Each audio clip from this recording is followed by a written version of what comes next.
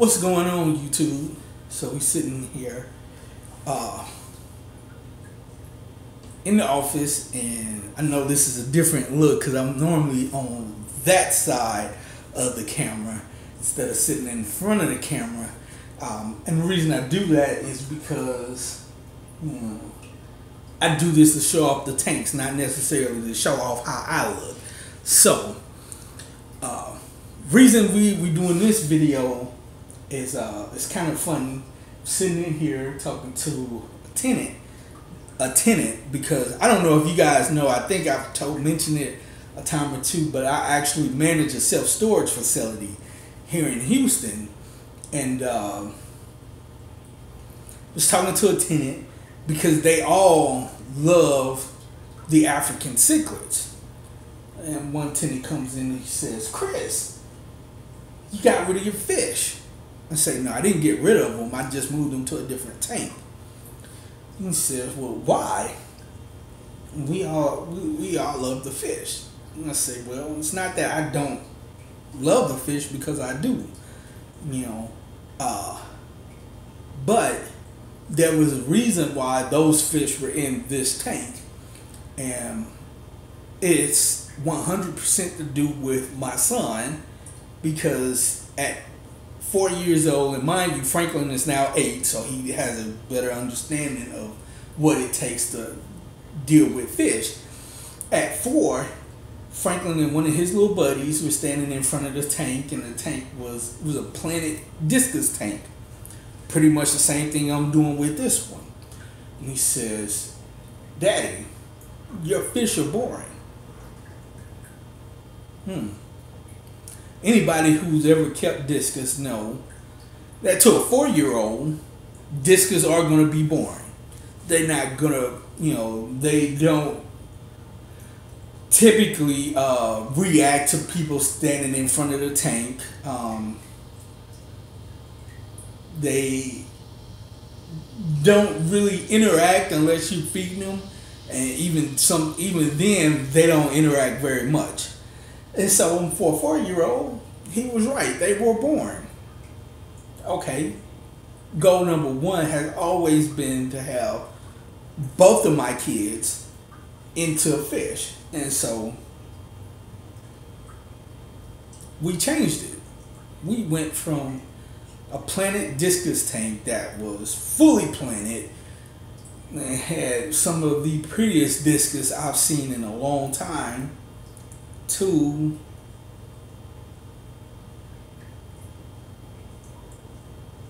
a African cichlid tank. And when I first started off, with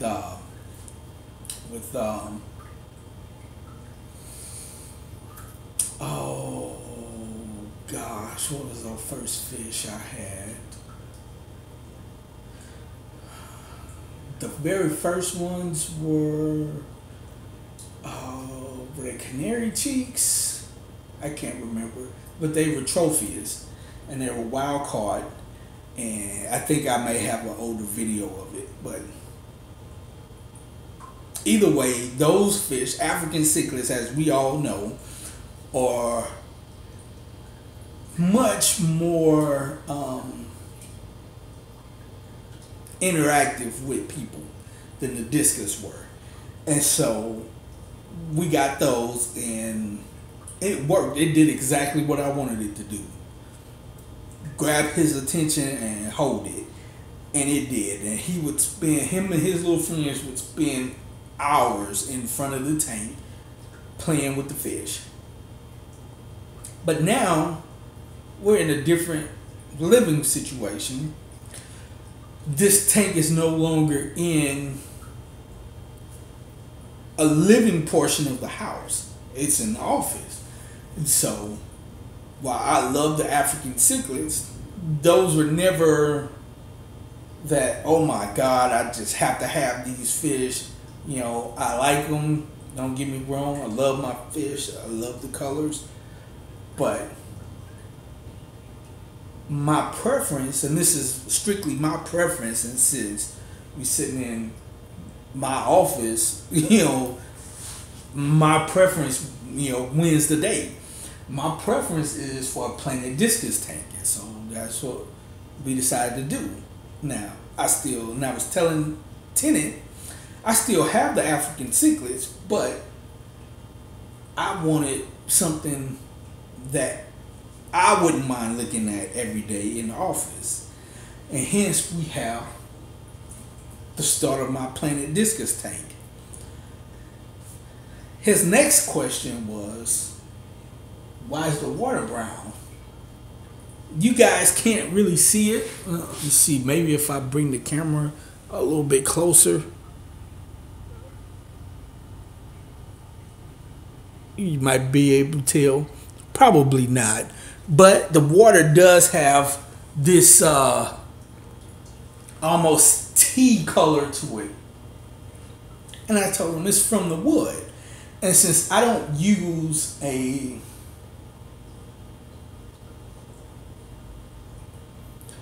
chemical filter agent in my filters, there's nothing that's going to pull that out other than water changes. And so, there you have it. I was telling him that in some aspects, people like to have that tea color in the tank. Personally, I don't mind it.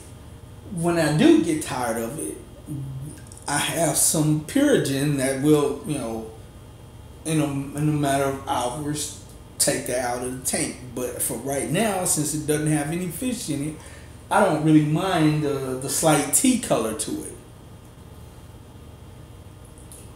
Which really brings me to my next point, because we got to talking about filters, and this is someone who's wanting to learn more about fish, which I'm all for.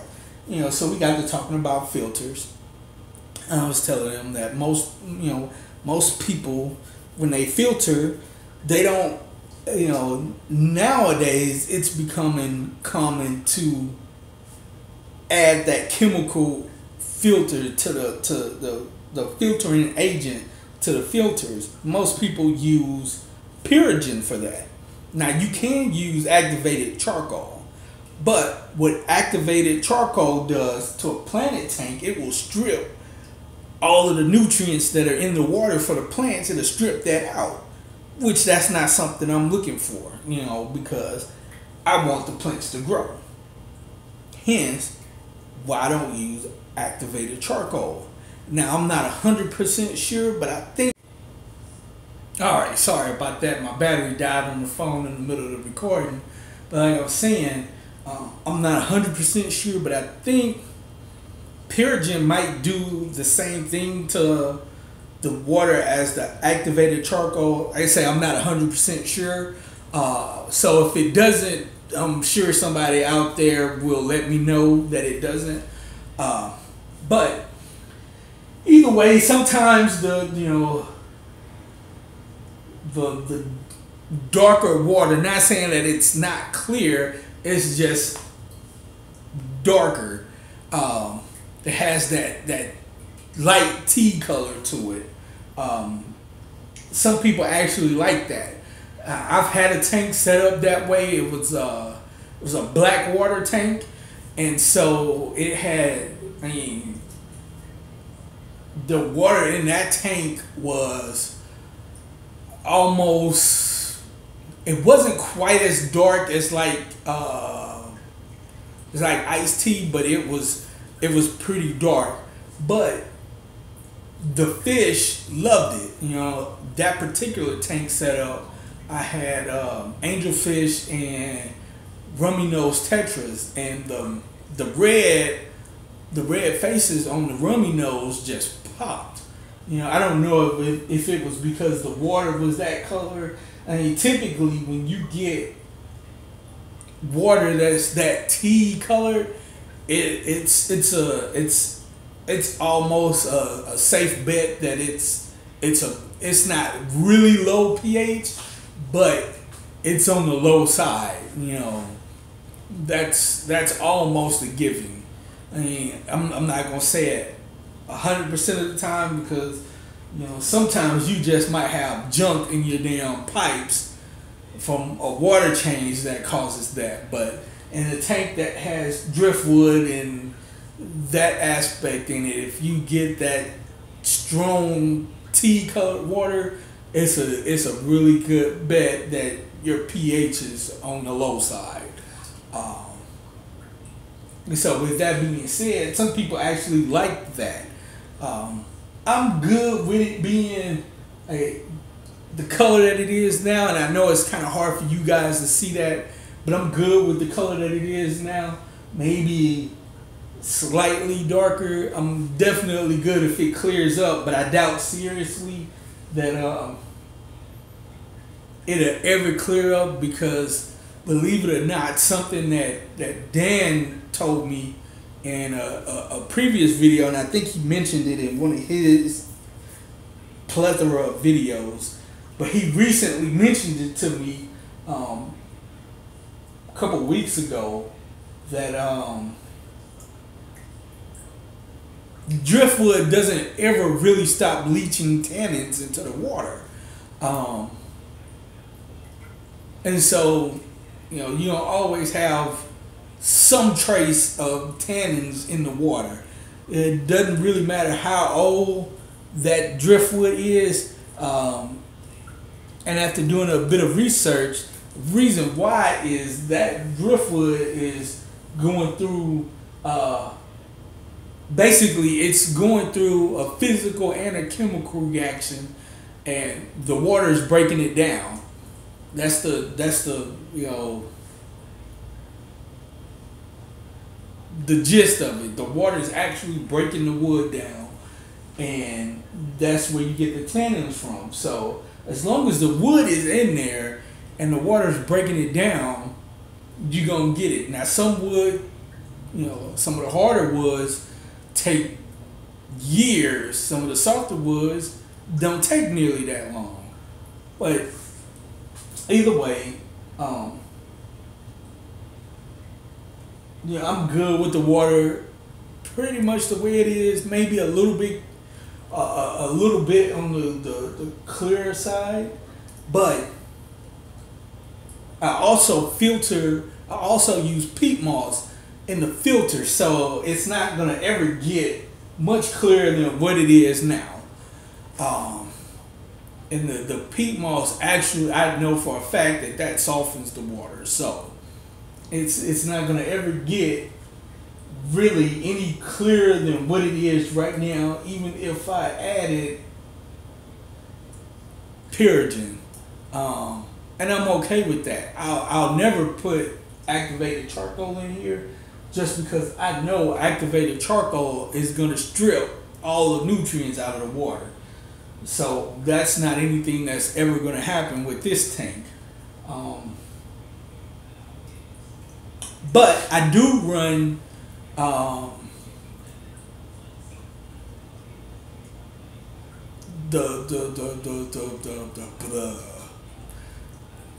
the quilt batting, or polyfill, or whatever brand name you choose to get. It's all pretty much the same. I think the one that I use is polyfill, and people use it for quilt batting. Some people use it for pillows. You can get it Walmart, pretty much any crafting store you go to.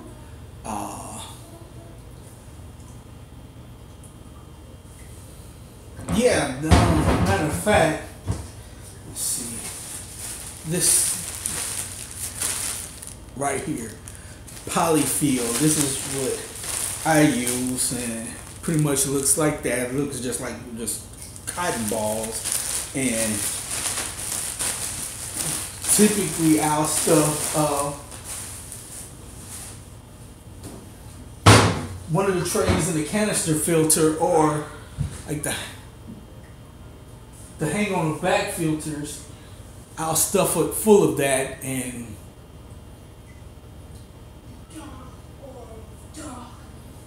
it works. It works as a polishing agent for the water. So that's what I use to polish the water. And that's pretty much it. Now we are here in Houston, getting ready for Hurricane Harvey, which is should make landfall somewhere between Houston and Corpus Christi, somewhere around, I believe they were saying Victoria. I'm not 100% sure, but that's what I believe I heard. Either way, it's gonna hit. Today is Thursday at 4:15, and so it should be making landfall Friday night, Saturday morning. So this may actually be the last video I put out for a little bit, as we deal with the aftermath of that, because here in the Houston area, we are expecting to get somewhere around 20 inches. That's 20 inches of rain in the city that's designed to deal with, maybe 2 inches of rain an hour. And over the course of 3 days, we're about to get 20 inches. So in theory, it should be able to handle it. But the thing is, this is supposed to be over the entire city. And in case you guys didn't realize, Houston is a pretty big ass city. Excuse my language. And so I don't know if we're going to be able to handle that much rain citywide. But one thing's for certain, we are definitely about to find out whether we can handle it all or not. So let's say this may be the last video, definitely this week. I don't think I'm going to do anything the rest of this week, and it may not be next week. It may be a week or two before I get back. So hopefully everybody will stay safe. As always, hit that like button, subscribe to the channel, and hopefully we'll get to talk to you all later.